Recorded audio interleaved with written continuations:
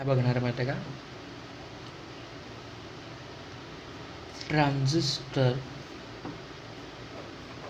ट्रान्झिस्टरचे configuration. Okay, म्हणजे सोप्या शब्दामध्ये आपल्याला ट्रान्झिस्टर वापरायचं जर असेल तर एका कोणाला तरी काय करावं लागतं आहे, कॉमनमध्ये घ्यावं लागतं. ओके, मग कॉमन आपल्यापाशी घेण्यासारखे 3 लोक आहेत. ओके, सगळ्यात पहिलं जे आपण बघू आणि जे फेमस आहे, ओके, म्हणजे सगळ्यात जास्त वापरलं जातं तर ते कोण आहे? It is common emitter configuration. दुसरं जे आहे ना तर ते कॉमन बेस म्हणा किंवा कलेक्टर म्हणा. आपण पहिल्यांदा काय करू? Common base configuration. तिसरं जे आहे ना तर त्याला आपण काय म्हणू? Common collector configuration. ओके, हां, जे कॉमन इमिटर कॉन्फिगरेशन आहे ना तर त्याला काय म्हणतात? CE म्हणतात. त्यानंतर ना कॉमन बेस आहे ना तर त्याला CB म्हणतात, CB कॉन्फिगरेशन, आणि ह्याला CC कॉन्फिगरेशन म्हणतात. ओके, जसं म्हणलं आहे त्यानुसार पहिली महत्त्वाची गोष्ट आपण काय बघू? कॉमन इमिटर कॉन्फिगरेशन, म्हणजे त्याला आपण CE म्हणतो की नाही. आता कॉमन इमिटर हे कॉन्फिगरेशन काढत असताना आपल्याला 2 ट्रान्झिस्टर काढायचे. कोणते? PNP काढायचं आहे आणि दुसरं, किंवा पहिल्यांदा आपण NPN बघायचं का? नाहीतर PNP असू दे. दुसऱ्यांदा आपण काय करू? NPN ट्रान्झिस्टर काढू.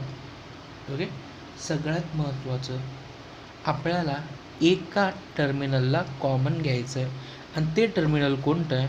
इमिटर टर्मिनल आहे. ओके, तर मी काय काम करतो? कन्सिडर करा की हे बेस आहे, इकडं पण एक बेस आलं, हे बेस टर्मिनल झालं. आपल्याला हे इमिटर आहे, ह्याला कॉमन आहे समजून, बरोबर आहे. हे इमिटर जर झालं तर हे आपलं कोण झालं? कलेक्टर.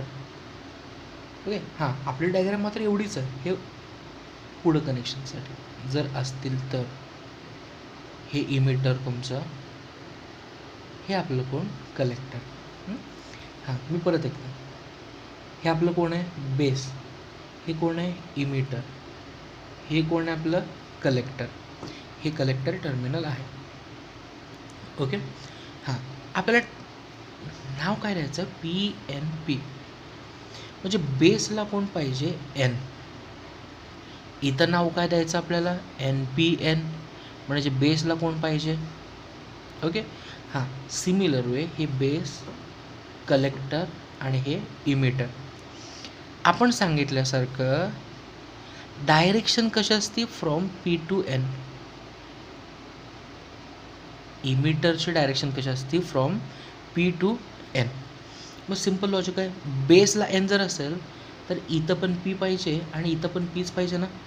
मग आता तुमची डायरेक्शन कशी पाहिजे? हे P कडून N कडे जातानाची. Okay, simple logic.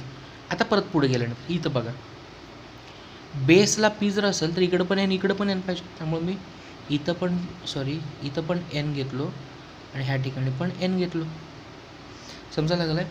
हां, आता मगाशी सांगितल्यासारखं direction of emitter is from P to N. मग तुम्हाला P आणि N कोण दिसायला लागलं आहे? P कडून N, म्हणजे तुम्हाला ही डायरेक्शन भेटली. मगाशी ही भेटली होती की नाही, आता ती भेटणार आहे. ओके, कॉमन इमिटर कॉन्फिगरेशन समजलं असेल. आता कॉमन इमिटर कॉन्फिगरेशन जर समजलं असेल तर आपण काय काम करू? दुसरं कॉन्फिगरेशन बघू. दुसरं कॉन्फिगरेशन कोण आहे आपलं? हे कॉमन बेस कॉन्फिगरेशन. कॉमन बेसला आपण काय म्हणतो? CB म्हणतो की नाही. ह्या वेळेला कोणाला? बेसला कॉमन ठेवायचा.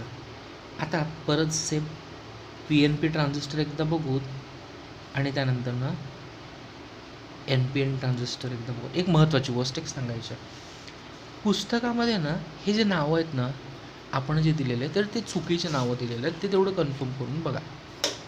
आता कसं काय वेगळं ना चुकीचे नावं दिलं तर ह्या ठिकाणी बघा. बाकी ॲरोची डायरेक्शन कुठं पाहिजे? P पासून N कडे पाहिजे. ॲरोची डायरेक्शन कुठून पाहिजे, पी कडून एनकडं पाहिजे. समजायला लागलं आहे. मग हे पी जर असेल तर मग हे पण पीच पाहिजे. मग तुमचं ट्रान्झिस्टर एन पी एन होईल का पी एन पी होईल. ओके, हे एन पी एन होईल का पी एन पी होईल. हे पी एन पी पाहिजे. आता ह्याच्या अपोजिट येत आहे बेसला, पीपासून हे एनकडं डायरेक्शन पाहिजे की नाही. मग पीपासून एन, मग हे पण एन झालं. मग हे ट्रान्झिस्टर एन पी एन पाहिजे. म्हणजे हे दोन्ही नावं जे आहेत ना ते चुकलेले आहेत. हां, इथं तेवढंच नाही, हे पण 2 नावं चुकलेले आहेत, हे पण 2 नावं चुकलेले आहेत. ओके, हे कसं चुकलेले आहेत आपण पुढे गेल्यानंतर बघूत मला आपण त्या. बघा आता दुसरी महत्त्वाची गोष्ट, एकदा तुम्ही हे ट्रान्झिस्टर जेव्हा काढलात ना तर इमिटर तुम्हाला कॉमन द्यायचं. ओके, इमिटर, हे इमिटर आहे ना आपलं, इमिटर कॉमन द्यायचं असेल तर ह्याला काय काम करायचं, ग्राउंड करा. हे कॉमन केलं तर तुम्ही काय काम करणार, ह्याला ग्राउंड करा. हे महत्त्वाचं. आता बघा की आपल्याला बेसला कॉमन घ्यायचं आहे, त्यामुळं आपण बेस खालच्या साईडला काढूत मग. ओके, खालच्या साईडला काढायचं पण आणि त्याला ग्राउंड पण करायचं. खालच्या साईडला काढायचं आणि त्याला ग्राउंड पण करायचं. ओके, बरं, पुढे गेल्यानंतर मग आपल्यापाशी एक टर्मिनल इमिटरसाठी पाहिजे, एक टर्मिनल कलेक्टरसाठी. एक टर्मिनल इमिटरसाठी तर एक टर्मिनल कोणासाठी पाहिजे, कलेक्टरसाठी. ओके, आपलं ट्रान्झिस्टर कोणतं आहे, पी एन पी. म्हणजे ह्या ठिकाणी जे बेस आहे ना, बेसचं टर्मिनल हे कोण आहे, एन. इथं बेसचं टर्मिनल कोण आहे, पी. ओके, जर आपण ह्याला इमिटर जर म्हणणार असेल तर मग हे पी व्हायला पाहिजे, हे पण पी कलेक्टर. मग डायरेक्शन ह्याला इमिटर जर म्हणणार असेल तर ह्याच्यावर ॲरो पाहिजे ना. मग ॲरोसाठी आता direction of emitter from P to N, त्यामुळं ही डायरेक्शन मिळाली. ओके, त्यानंतर मग दुसरी गोष्ट, आपण सिमिलर वे ह्यासाठी सुद्धा काम करू. हे इमिटर समजू, हे कलेक्टर समजू. बेस पीला असेल तर हे एन आणि हे एन झाले. आता ॲरोची डायरेक्शन दाखवायची आपल्याला, पी टू एन हे डायरेक्शन ऑफ ॲरो, त्यामुळं हे आपलं ॲरो इथं मिळणार आहे. ओके, हां, तर पुस्तकामध्ये जर बघितलात तर हे बघा की तुम्ही एकाचंच बघा फक्त, एन पी एन ट्रान्झिस्टरसाठी ॲरो त्यांनी खाली दाखवले आहेत, हे चुकीचं आहे. ओके, हां, हे नावं उलटे झालेलं, चुकीचं आहे नावं. आता पुढचं सुद्धा हे पण चुकीचंच आहे. हे कसं चुकीचं आहे ते आपण बघू. मग आपण पुढचं जे कॉन्फिगरेशन आहे ना आपलं, तिसरं जे कॉन्फिगरेशन आहे ना, तर ते कॉन्फिगरेशन कोणतं आहे, it is common collector configuration, VCC. Okay, आता आपल्याला काय काम करायचं माहिती आहे का, कलेक्टरला कॉमन घ्यायचं. ओके, आपल्याला कोणाला कॉमन घ्यायचं आहे, कलेक्टरला कॉमन घ्यायचं आपल्याला. मग ती सुद्धा गोष्ट पहिलं परत एकदा पी एन पी ट्रान्झिस्टरसाठी आणि दुसरं काय काम करू, एन पी एन ट्रान्झिस्टरसाठी करू मला. ओके, हां, तर पहिल्यांदा आपण काय काम करू, पी एन पी ट्रान्झिस्टरसाठी. ह्या वेळेला कलेक्टरला ओके सेम जशी ह्याची डायग्राम काढली सेम ह्याची डायग्राम काढू तुम्हाला आपण. हे बेस,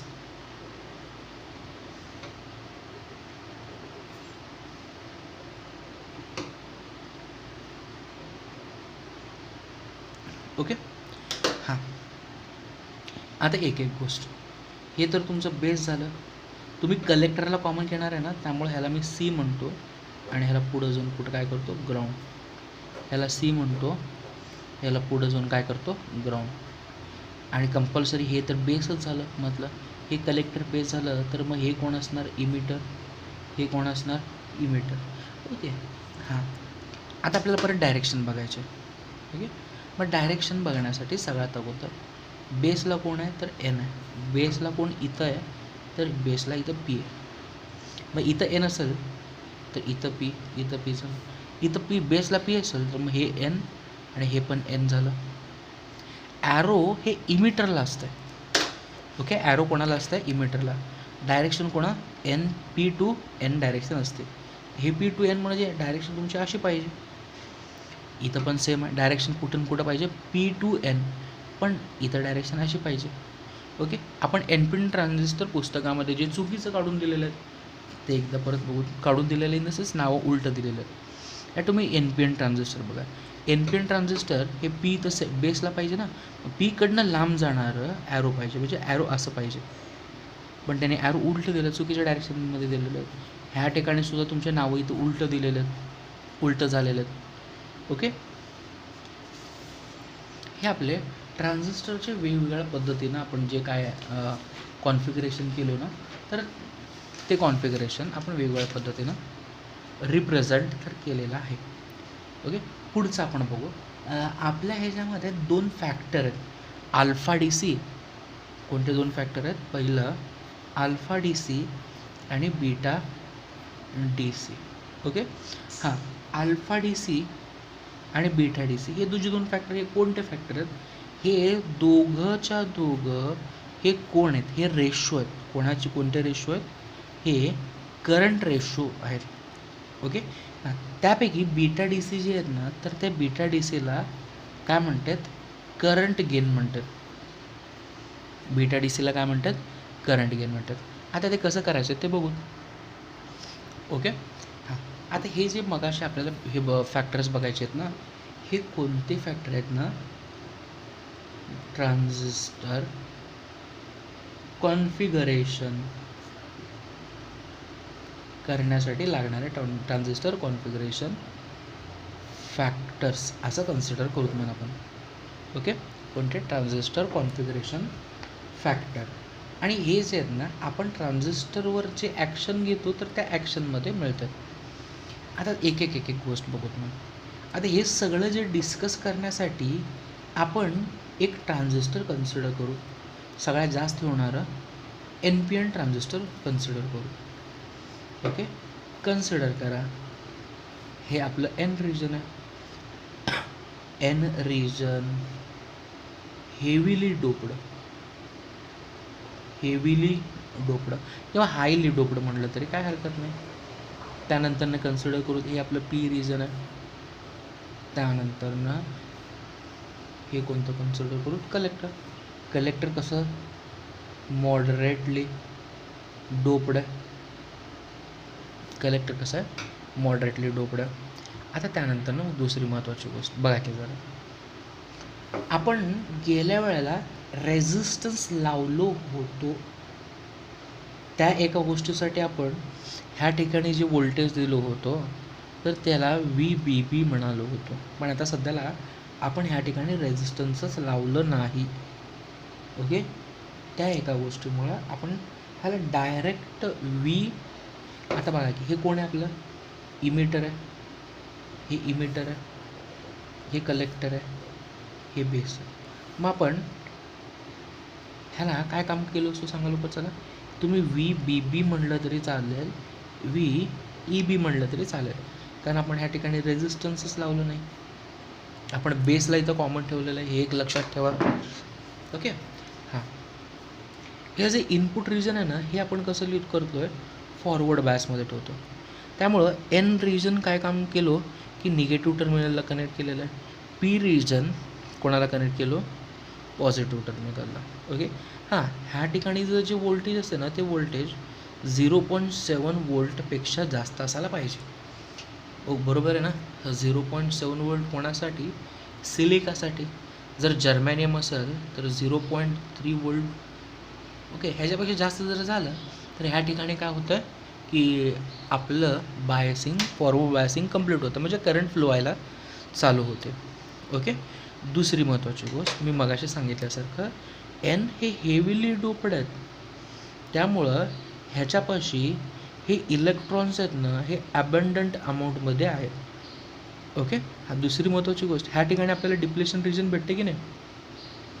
हां, ते मी मगाशी काढलो नव्हतो आणि रिअलमध्ये त्याची गरज पण नाही. आपल्याला ह्याच्याबद्दल एक्सप्लेनेशन द्यायचंच नाही आहे. पी म्हणजे पॉझिटिव्ह पाहिजेत ना. इथं डिप्लेशन रिजनमुळे हे निगेटिव्ह, सॉरी, हे positive positive positive positive. Okay, हां, हे एन रिजन. फक्त एवढंच फरक आहे, कलेक्टर मॉडरेटली डोप्ड आहे. आता हे रिजन जेव्हा फॉरवर्ड बायसमध्ये जातं आहे ना, इलेक्ट्रॉन्स कोणत्या दिशेने यायला लागल्यात? ह्या दिशेने जाणार ना, कारण इलेक्ट्रॉन पॉझिटिव्ह टर्मिनलकडे जाणार. इलेक्ट्रॉन पॉझिटिव्ह टर्मिनलकडे गेले तर आपल्यापाशी करंटची डायरेक्शन कशी असणार आहे?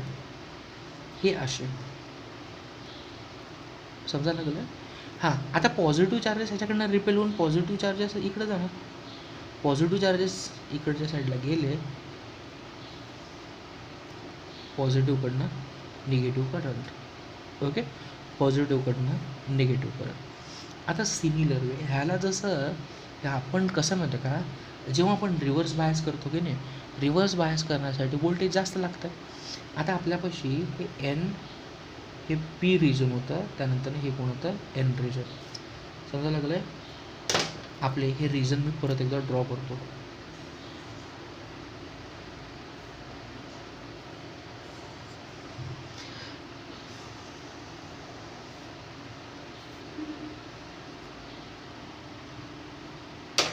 ह्या ठिकाणी परत बघा, एन इलेक्ट्रॉन्स आहेत. आता सध्याच्या सिच्युएशनला आपण रिव्हर्स बायसमध्ये आहे. म्हणजे रिव्हर्स बायसमध्ये एनला आपण काय कनेक्ट करायला पाहिजे? पॉझिटिव्ह टर्मिनल कनेक्ट करायला पाहिजे. हे पॉझिटिव्ह, हे निगेटिव्ह, परत हे पॉझिटिव्ह, हे निगेटिव्ह. एक गोष्ट तुमच्या लक्षामध्ये आली असेल, ह्याला VCC म्हणा किंवा VC म्हणा, कारण रेझिस्टन्स नसल्यामुळे ह्या दोन्ही नावं आपण दोन्हीपैकी काही पण देऊ शकतो. हे आपल्याला रिजन आपल्याला रिव्हर्स बायसमध्ये ठेवायचं असतं. पण रिव्हर्स बायसिंगसाठी व्होल्टेज जास्त लागतं. ओके, हां, परत आता काय काम करायचं आपल्याला? डायरेक्शन ऑफ करंट काय? पॉझिटिव्हपासून निघायला पाहिजे. ओके, हे आपली काय झाली? Collector current. मग IC इकडे जाणार आहे, IB इकडे जाणार आहे. कलेक्टर करंट आणि बेस करंट दोन्ही म्हणून इमिटरमधनं जाणार आहे. तर त्या एका गोष्टीमुळं IE कसं तयार झालं? बेस करंटमुळं प्लस कलेक्टर करंटमुळं. ओके, हां, आता दुसरी महत्त्वाची गोष्ट, मी ह्या ठिकाणी काय काम करतो माहिती का? दोन्ही साईडला आहे ना IEनी डिवाईड करतो. ओके, हां, आता IEनी आपल्याला दोन्ही साईडला डिवाईड करायचं आहे.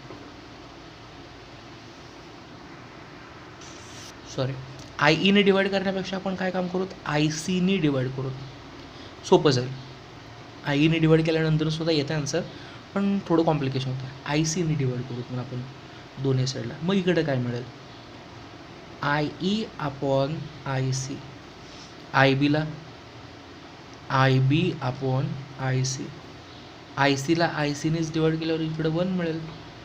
ओके, हां, आता ह्याच्या पुढं जाण्याच्या अगोदर एक काम आपण करू. 2 फॅक्टर्स आपल्याला डिफाईन करायचे आहेत. Alpha DC. Okay, alpha DC म्हणजे काय? Okay, alpha DC is defined as it is the ratio of collector current to the emitter current. Okay, काय? Alpha DC is defined as it is the ratio of collector current to the emitter current. जे दुसरं आहे ना, तर ते कोण आहे? Beta DC. Okay, आता बीटा DC कसं डिफाईन करायचं? हां, तर बीटा DC जे आहे ना, तर ह्याचं दुसरं नाव काय? Current gain. बघा, बीटा DCचं दुसरं नाव काय? Current gain. आता करंट गेन कसं डिफाईन करतात? It is the ratio of, परत same, collector current to the खालच्या साईडला. इथं इमिटर करंट घेतलं होतं, ह्या ठिकाणी बेस करंट घेतलो. ओके, अल्फा DC आणि बीटा DC हे समजले असतील. ओके, आता ह्याचा यूज आहे ना आपल्याला पुढं होणार आहे की नाही? बघा, सिम्पल लॉजिक आहे. IC अपॉन IE म्हणजे alpha DC. IC upon IE म्हणजे अल्फा DC. मग IE अपॉन IC म्हणजे ह्याच्या उलटं आहे ना, मग इथं कोण असायला पाहिजे? 1 upon alpha DC. Similar way IB upon IC upon IB म्हणजे बीटा DC. मग IB अपॉन IC म्हणजे 1 अपॉन बीटा DC प्लस 1.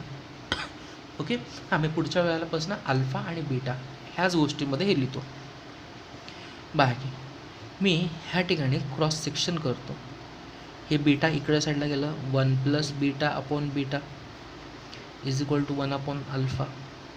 ह्याच्यापासून एक सिच्युएशन ह्यांना उलटं करून मग अल्फा इज इक्वल टू काय मिळतं आपल्याला, बीटा अपॉन 1 प्लस बीटा. ह्याला उलटं केलं. ओके. हां, आता जसं आपण अल्फा डी सी काढलो तसंच ह्या इक्वेशनवरनं काय काम करू, बीटा डी सी काढू. ओके. पहिलं काम करू, बाकी ह्या +1ला इकडच्या साईडला पाठवतो मी. +1ला इकडच्या साईडला पाठवल्यानंतर आपल्याला काय भेटतं, 1 अपॉन अल्फा डी सी. +1 इकडे साईडला आलं आहे, -1 इकडं कोण शिल्लक राहिलं, 1 अपॉन बीटा डी सी. ह्याचं क्रॉस मल्टिप्लिकेशन काय येईल, 1 minus alpha upon alpha is equal to 1 minus beta. Okay. हां, आता दुसरी गोष्ट, ह्यांना उलटं करू. 1 अपॉन बीटाच्या उलटं बीटा होईल. ह्या दोघांच्या उलटं करा, काय मिळेल, alpha upon 1 minus alpha. Okay. तर ह्याच्यामध्ये सगळ्यात महत्त्वाचं, अल्फा जे आहे ना, अल्फाचं रेंज जे आहे, अल्फाचं रेंज जे आहे ना, तर हे 1च्या आसपास असतं. Okay. Near equal to 1. Exact figure जर बघायचं असेल तर 0.92 टू 0.98च्या आसपास असतं. समजायला लागलं. हां, आता अंदाजे करून बघा, अल्फाची व्हॅल्यू 0.92, इथं पण 0.92 पुटअप केला तर इकडच्या खालच्या साईडला काय येतं तुमच्यापाशी, 0.08. ओके. हां, त्या एका गोष्टीमुळं बीटा हे अल्फापेक्षा खूप खूप मोठं असतं. समजायला लागलं. हां, नॉर्मली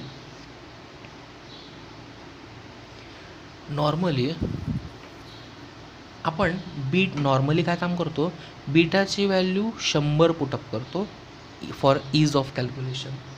ओके. हां, पण ह्याचं जे रेंज आहे ना, तर ती रेंज 50 ते 900पर्यंत आहे. ओके. हां, ह्याची रेंज किती, 50 ते 900पर्यंत आहे. आणि दुसरी महत्त्वाची गोष्ट, बीटा हे जे फॅक्टर आहे यूज्ड इन कशासाठी, आपल्याला करंट किंवा व्होल्टेज ॲम्प्लिफिकेशन करायचं असेल तर. ओके. यूज्ड इन ॲम्प्लिफिकेशन सगळ्यात मोठं फॅक्टर आहे ते, एकदा बघून घ्या.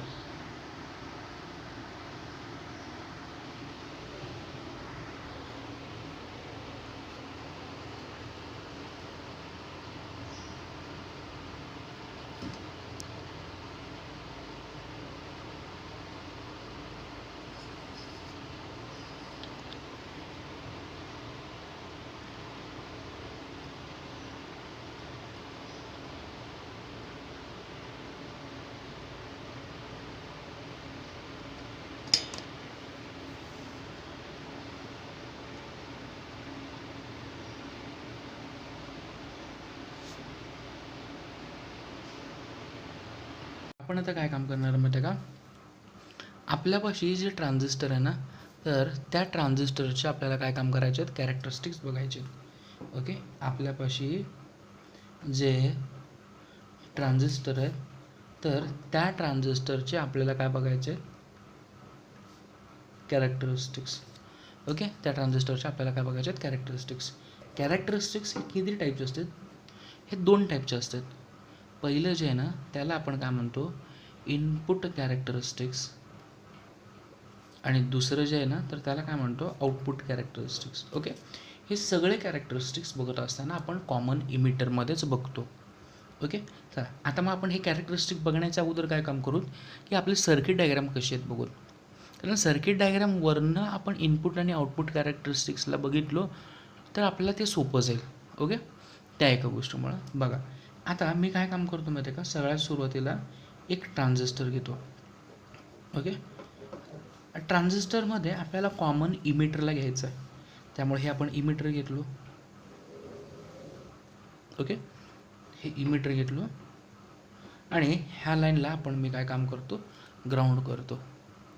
ओके. हे इमिटर घेतलो आहे आणि ह्या लाईनला काय काम केलं आहे, ग्राउंड केलं आहे. दुसरी महत्त्वाची गोष्ट बाकी इमिटर घेतलो आहे मी, समजा असं जर काढलो तर आपण कुठून कुठंपर्यंत गेल्यासारखं होतं बाकी, कारण ॲरोचं डायरेक्शन कुठं ना कुठं असतं, पीपासून कंपल्सरी एनच्या डायरेक्शनमध्ये असतं. इथं एन असेल तर मग इथं पण एनच पाहिजे, आणि हे मधलं कोण असतं बेस. तर हे बेसमधनं किती करंट चालली आहे ते करंट मला मोजायचं आहे, तर त्या करंटला आय बी म्हणून. आता दुसरी गोष्ट, हे आपलं इमिटर झालं ना, ओके, हे इमिटर झालं, बेस झालं, आणि हे कोण झालं कलेक्टर. कलेक्टरमधनं किती करंट मोजायचं आहे, तर त्याला मी काय करतो आय सी काय केलो, ट्रान्झिस्टर ॲरो दाखवलो, कारण हे कॉमन घेणार आहे म्हणून मी याला काय केलो ग्राउंड केलो, आणि पुढचे कनेक्शन देण्यासाठी ही लाईन ठेवलेली आहे, फक्त बाकीचं काय नाही. बेसमधनं किती करंट चालली आहे ते बघण्यासाठी आय बी, आणि आपलं हे बेस आणि हे इमिटर ह्याच्या ॲक्रॉस किती व्होल्टेज आहे, तर ते व्होल्टेज मोजण्यासाठी मी ते एक व्होल्टमीटर लावतो. आपण मोजणारं जे व्होल्टेज आहे ना, कोणाच्या ॲक्रॉस मोजतो आहे, बेस आणि इमिटर. त्या एका गोष्टीमुळे त्याला नाव काय दिलं आहे, VBE. ओके, आता सिमिलर वे हे जसं आहे ना, तर सेमच पद्धतीनं कलेक्टर आणि इमिटर ह्या दोघांमधलं व्होल्टेजसुद्धा आपल्याला काय करायचं आहे, मोजायचं आहे. त्यामुळं नाव ह्याला आपण काय म्हणूत, VCE. ओके, इथंपर्यंत व्यवस्थित समजलं सर. ओके, आता हे संपल्यानंतर ना काय करायचं आहे की आपल्याला मेन पॉवर सप्लाय पाहिजे.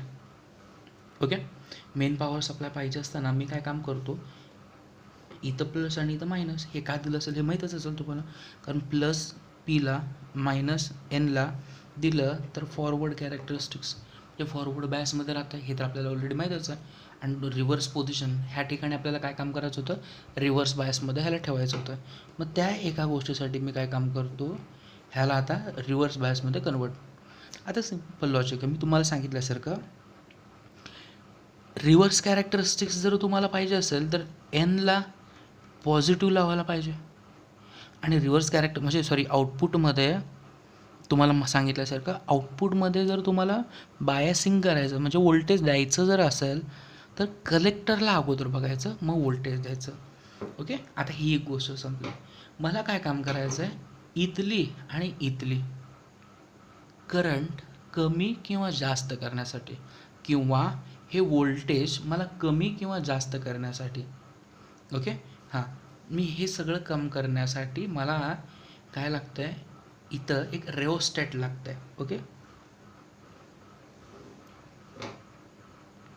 हे रेओस्टॅट आहे, बरोबर आहे. सिमिलर वे इकडं पण तसंच आहे, मला इकडचं सगळं कमी जास्त करण्यासाठी इथं रेओस्टॅट लागतं आहे. ओके, हां, जे मेन कॉलेजेस आहेत ना, त्या मेन कॉलेजेसमध्ये जे प्रॅक्टिकल करतात तर ती डायग्रॅम हीच डायग्रॅम आहे. ओके, पुस्तकामध्ये जी दिलेली डायग्रॅम आहे ना, तर त्या डायग्रॅमनुसार आपण प्रॅक्टिकल करत नाही, आणि त्या डायग्रॅमनुसार आपण प्रॅक्टिकल केलं तर रिझल्टसुद्धा व्यवस्थित येत नाही. ओके, बरं, पुढं गेल्यानंतर ना आता इथंपर्यंत आपण काढलो. आता आपल्यापाशी कॉमन इमिटर आहे, बेसमधनं फॉरवर्ड बायस जर असेल तर आपली करंट ही अशीही जाणार, म्हणजे बेसकडनं इकडे करंट येणार. ओके, तर हे तर फिक्स आहे. हां, आता महत्त्वाचं एक एक एक एक गोष्ट आपण बघूत. आपल्याला दोन कॅरेक्टरिस्टिक काढायचे आहेत, इनपुट कॅरेक्टरिस्टिक्स आणि दुसरं कोणतं, आउटपुट कॅरेक्टरिस्टिक्स. आता पहिलं काय काम करूत म्हणून आपण इनपुट कॅरेक्टरिस्टिक्स बघूत म्हणून. ओके, आता इनपुट कॅरेक्टरिस्टिक्स शॉर्टमध्ये मी काय सांगतो त्याकडे जरा व्यवस्थित लक्षात घ्या. बघा, मला काय काम करायचं आहे इनपुट कॅरेक्टरिस्टिक्समध्ये, सिम्पल दोन गोष्टी करायच्या आहेत. कोणत्या, व्होल्टेज आहे ना हे VBE ह्याला वॅरी करायचं आहे. काय VBE ह्याला काय करायचं, वॅरी करायचं आहे. हे वॅरी केल्यानंतर ना IB जे मिळतं ना ते मोजायचं आहे. हे वॅरी करायचं आणि काय IB मोजायचं, म्हणजे हे आपण काय करणार आहे, मेजर. VBE वॅरी करायचं, IB मेजर करायचं. बघा, इनपुट व्होल्टेज वॅरी किंवा emitter base voltage, emitter base base emitter base voltage very करायचं, करंट मोजायचं. ओके, काय इमिटर बेस व्होल्टेज वॅरी करायचं, करंट मोजायचं. अरे ही गोष्ट करत असताना सगळ्यात महत्त्वाची एक गोष्ट आपल्याला करावं लागते. कोणतं? की तुमच्यापाशी कलेक्टर इमिटर हे जे व्होल्टेज आहे ना, तर हे व्होल्टेज काय करावं लागतं आहे? कॉन्स्टंट. हे व्होल्टेज काय करणार तुम्ही? कॉन्स्टंट ठेवावं लागेल तुम्हाला. कधी? इनपुट कॅरेक्टरिस्टिक्समध्ये. मी परत एकदा रिपीट सांगतो, इनपुट कॅरेक्टरिस्टिक्स म्हणजे काय. बघा, आपण हे व्होल्टेज व्हॅरी करणार आहे, ही करंट मोजणार आहे by keeping collector emitter voltage constant. हे कॉन्स्टंट ठेवूनच ह्या गोष्टी, ही गोष्ट बघा परत रिपीट करतो, ह्याला कॉन्स्टंट ठेवून ही गोष्ट चेंज करायची आणि ही गोष्ट मोजायची. ओके, तर ही कॅरेक्टरिस्टिक्स कोणते? तर त्याला इनपुट कॅरेक्टरिस्टिक्स म्हणतात. ओके, हां, आता इनपुट कॅरेक्टरिस्टिक्समध्ये बघा की ग्राफ कसं मिळतं. ओके, इनपुट कॅरेक्टरिस्टिक्सचं ग्राफ. कोणाचं? इनपुट कॅरेक्टरिस्टिक्सचं. बघा की आपण इथं कोणाला व्हॅरी करतोय सांगा बघू इकडं. आपण इथं कोणाला व्हॅरी करतोय? सगळ्यात महत्त्वाचं व्ही बीला व्हॅरी करतोय, बरोबर आहे. कोणाला मोजतोय? आय बीला मोजतोय. ओके, मी परत एकदा सांगतो आपण काय करतोय सांगा लवकर चला. हां, आता व्ही बी व्हॅरी करायचं आहे, आय बी मोजायचं आहे. ही जी गोष्ट आहे ना पुस्तकामध्ये चुकीची दिलेली आहे. बघा इथं व्ही सी ई म्हणलेलं आहे, नाही. कोणाला व्हॅरी करायचं आहे? व्ही बी ईला व्हॅरी करायचं आहे, आय बीला मोजायचं आहे. ओके, बेस करंट ही खूप छोटी असती, त्या एका गोष्टीमुळं हे करंट आपण मायक्रो ॲम्पेअरमध्ये मोजतो. सिम्पल कळायला लागलं. इथं पुस्तकामध्ये ही गोष्ट चुकीचं दिलेली आहेत, व्ही सी ई म्हणलेलं आहे, तिथं नाही, व्ही बी ई पाहिजे. व्ही बी व्हॅरी करायचं आहे, आय बी मोजायचं आहे. एक सिम्पल लॉजिक आहे. ही गोष्ट करत असताना आपण काय काम करतो? व्ही सी ई कॉन्स्टंट ठेवतो. ओके, काय करतो? व्ही सी ई कॉन्स्टंट ठेवतो. ओके, आता पहिलं एक काम करू. आता सिम्पल पुढचं सोडून द्या, पुढचं तर कॉन्स्टंट व्होल्टेज ठेवलेलं आहे. पीला पॉझिटिव्ह दिलं, एनला निगेटिव्ह दिलं, म्हणजे आपल्या इथं कोण झालं? फॉरवर्ड बायस झालं. मग आपण फॉरवर्ड बायस असेल तर सिम्पल लॉजिक, फॉरवर्ड बायसचं ग्राफ काढायला पाहिजे. ओके, समजा हे 0.2 वोल्ट आहे, 0.4, 0.5, 7.8. मग असं मिळेल. तर तुमच्यापाशी जेव्हा सिलिका असते ना, सिलिकासाठी 0.7 हे त्याचं ब्रेकडाऊन होतं इथं. मग त्या एका गोष्टीमुळं आपलं व्होल्टेज चालू कसं होणार आहे? हे अंदाजे 0.7च्या आसपास. ओके, हां, म्हणजे ब्रेकडाऊन तुमचं असं झालं. मी इथं काय अज्युम केलं होतं? हे कॉन्स्टंट ठेवलं आहे, समजा हे 10 व्होल्ट आहे. ओके, हां, जर आता मी काय काम करतो, हे व्ही सी आहे ना, जर वेगळी व्हॅल्यू घेतो. ओके, जर वेगळी व्हॅल्यू गेलो, स्टार्टिंग तर तिथनंच होणार. इथं जेव्हा V C is equal to 12 volt घेतलो, म्हणजे याचा अर्थ काय की तुम्ही ह्या गोष्टीला कॉन्स्टंट का ठेवला, तर ग्राफ तुम्हाला कॉन्स्टंट भेटत आहे. दुसरी महत्त्वाची गोष्ट, हे सी हे ई इज इक्वल टू तुम्ही 10च्या जागी 12, म्हणजे तुम्ही ह्याला जर वाढवलात तर इथं ब्रेकडाऊनसुद्धा पुढं जात आहे, बरोबर आहे ना. कारण ह्याच्यामुळं ह्या सर्किटला अपोजिशन होईल ना, ह्याच्यामुळं सुद्धा तुम्हाला करंट आणि व्होल्टेज ह्या जंक्शनच्याच, इमिटरच्या जंक्शनच्याच अक्रॉस मिळणार आहेत. ओके, हे आपल्या कोणत्या झाल्या? Input characteristics. ओके, त्यानंतर दुसरी महत्त्वाची गोष्ट, अजून एक गोष्ट इनपुट कॅरेक्टरिस्टिक्समध्ये काढायचं जे आहे ना, तर त्याला आपण काय म्हणतो? Input impedance. Okay, input impedance. Okay, हे प्युअर रेझिस्टन्स तर नाही आहे ना, त्यामुळे त्याला इम्पेडन्स म्हणतात. ओके, त्याला आर आहे. इनपुट इम्पेडन्सला काय म्हणतो? आर आहे. ह्याचं स्टेटमेंट बघा. इनपुट इम्पेडन्स आपण जे मगाशी इनपुट कॅरेक्टरिस्टिक्स काढलो की नाही, तर सेम पद्धतीचंच ह्याचं स्टेटमेंट आहे. मी आपण ह्याला ब्रॅकेट घेऊ. आपण काय काम केलो बघा, change in input voltage to the change in base current when, कधी? When output voltage kept constant. Okay, बघा बघा मी परत एकदा रिपीट, इनपुट इम्पेडन्स हे जर आता फॉर्म्युला टाईपमध्ये, input impedance it is the ratio of base change in base to emitter voltage to the change in base current by keeping common emitter voltage constant. Okay, input impedance is a ratio of change in base to emitter voltage to the change in base current by keeping CE.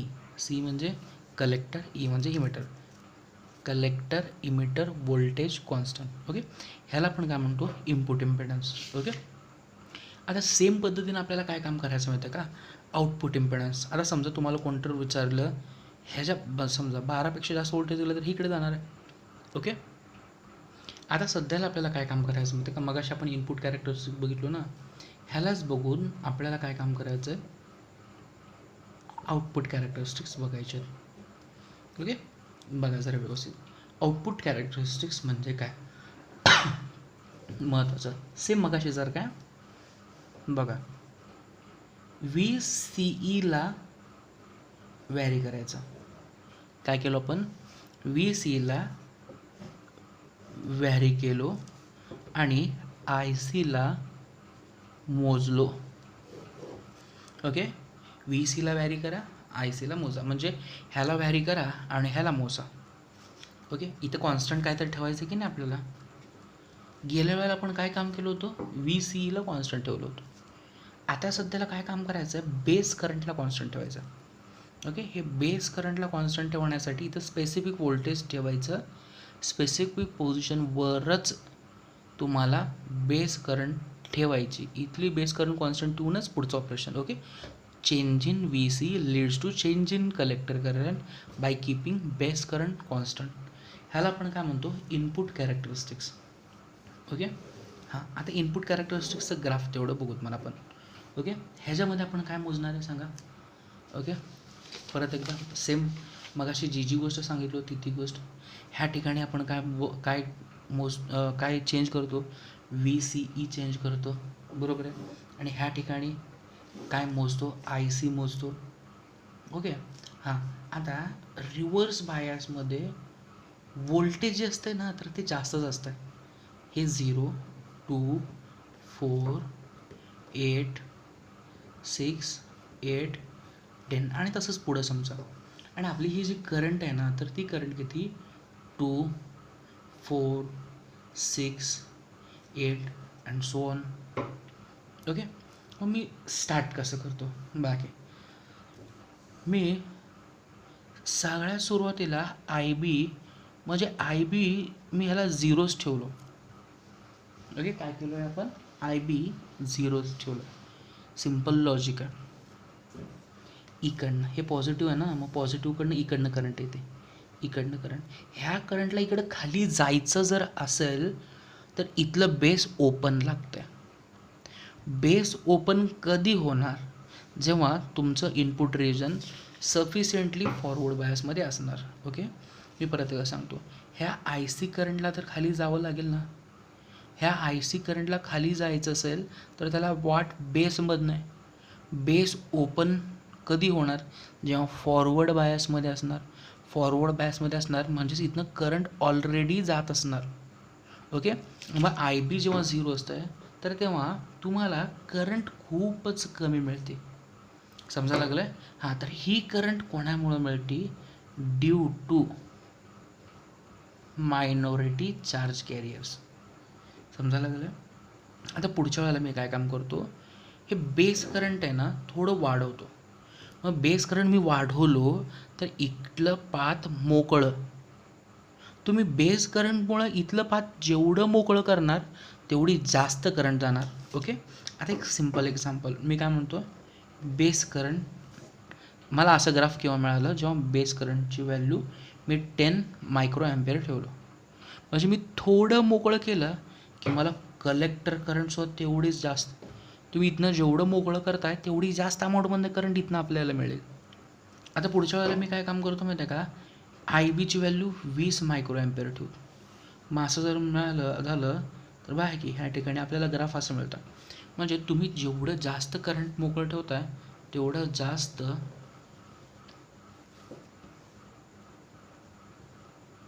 जेवढं जास्त मोकळं ठेवताय current, म्हणजे इथलं बेसचं base मोकळं ठेवताय तेवढं जास्त collector current. मग base मोकळं कसं ठेवायचं? सोप्या शब्दामध्ये इनपुटला फॉरवर्डमध्ये ठेवायचं आणि दुसरी महत्त्वाची गोष्ट बेस करंट वाढवायचे. ओके, अशा टाईपचं.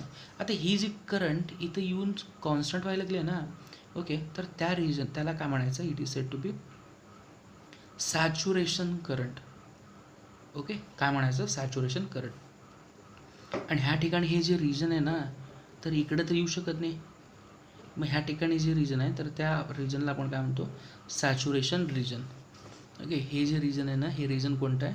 Saturation region. ओके, हेच रिजन आहे सॅच्युरेशन रिजन. आता दुसरी महत्त्वाची गोष्ट, ह्याच्या अंडर समजा हे जर आपण कन्सिडर केलो तर ह्याच्या अंडर ज्या गोष्टी आहेत ना, तर त्याला आपण काय म्हणतो? It is said to be active region. त्याला काय म्हणायचं आपण? Active region. ओके, हां. आता दुसरी महत्त्वाची गोष्ट, ह्या ठिकाणी बघा की इथं तर तुम्हाला तर करंटच मिळणार नाही ना. ओके, त्या एका गोष्टीमुळं हे जे रिजन आहे ना, त्याला कट ऑफ रिजन म्हणतात. त्याला काय म्हणायचं? Cut off region. आता आपण ट्रान्झिस्टरबद्दल इनपुट कॅरेक्टरिस्टिक्स तर बघितलो आहे, आउटपुट कॅरेक्टरिस्टिक्ससुद्धा बघितलो. आता शिल्लक राहिलं मगाशीसारखं काय? Output impedance. ओके, परत एकदा आर ओ म्हणजे output impedance. Output impedance is defined as it is the ratio of change in collector emitter voltage to the change in collector current by keeping base current constant. परत एकदा, output impedance is defined as it is the ratio of change in collector emitter voltage to the change in collector current by keeping input current म्हणजेच कोणती? Input base current constant. Okay, ह्याला आपण काय म्हणतो? Input impedance, sorry output impedance. Okay, हे simple पद्धतीनं input आणि output impedance सांगितलं. एकदा बघून घ्या.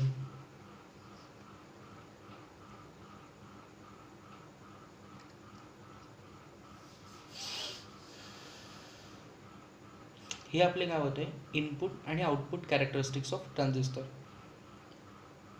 ओके, सर्किट डायग्राम आणि ग्राफ हे इम्पॉर्टंट आहे ह्यामध्ये.